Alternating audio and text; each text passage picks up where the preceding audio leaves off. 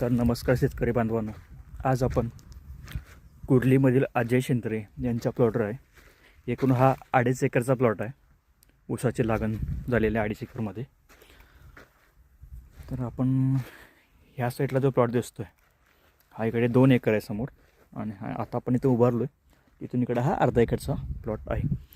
आपण यंदा आता आळवणी घेतो. सध्या 2 एकरसाठी आपण आळवणीसाठी वापरलं युरिया, मॅग्नेशियम, गंधक आणि सोपन आपण ऑक्झिन आणि सायटोकायनिन असलेले घटक इकडे वापरलेत.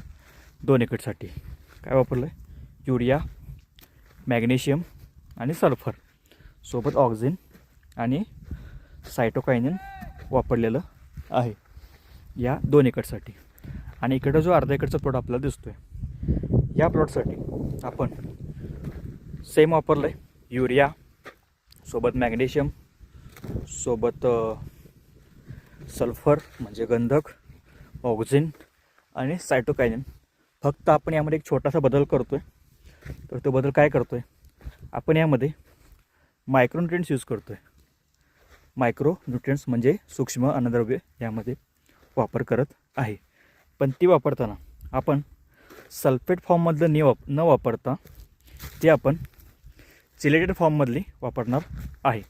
चिलेटेड फॉर्ममधली हे वापरण्याचं कारण की सल्फेट फॉर्ममधली मायक्रोन्युट्रिएंट्स जेव्हा आपण आळवणीमार्फत किंवा बेसल डोसमधून किंवा भरणीच्या डोसमधून किंवा मातीमधून देतो, त्यावेळी ती नायट्रोजन, फॉस्फरस, पोटॅश यांसोबत रिॲक्ट करतात आणि ती जमिनीमध्ये फिक्स होतात.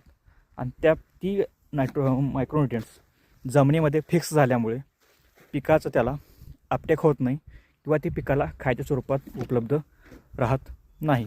म्हणून आपण या ठिकाणी जमिनीतनं सल्फेट फॉर्ममधनं मायक्रोन्युट्रिएंट्स न देता चिलेटेड फॉर्ममधनं देणार आहे.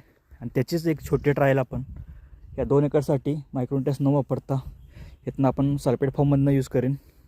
आणि ह्यासाठी आपण चिलेटेड फॉर्ममधले मायक्रोन्युट्रिएंट्स यूज करणार आहे. ह्याची आळवणी आपण आज दिनांक 21 नोव्हेंबर 2025 या दिवशी करत आहोत.